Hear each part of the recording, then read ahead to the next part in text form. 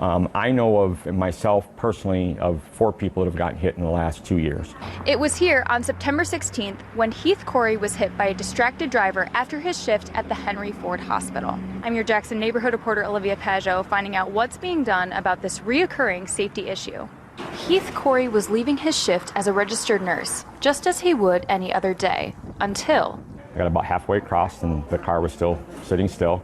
I got to the middle of the road and I looked to the right to make sure that traffic was stopping, and then the next thing I know, I'm looking at the sky. Heath explained that when the button is pushed at the crosswalk to cross Michigan Avenue, the car sitting at the light at Page Avenue also gets the green light to go.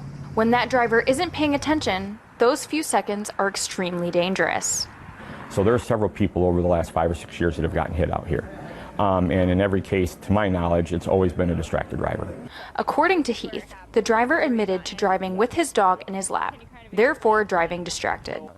Heath suffered a concussion, broken tibia, and torn ligaments, ultimately needing knee replacement surgery, and will one day need surgery on his shoulder as well. It's hard to ask for help when you're used to being the one taking care of people, and then all of a sudden, you now need the help.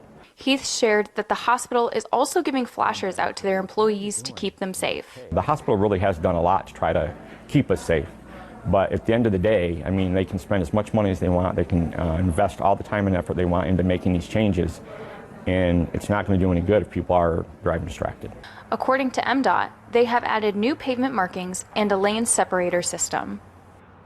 We're also looking at adjusting signal timing and other improvements. But most of all, and most importantly, we're working closely with the hospital leadership to improve safety there at that site.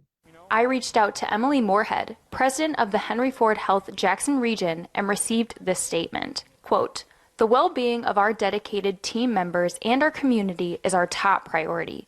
We are in close contact with the Michigan Department of Transportation and local law enforcement regarding measures that can be taken to make the intersection safer for the entire community. We urge drivers to do their part by refraining from speeding, running red lights, and driving while distracted wherever they travel, but especially when pedestrians are present."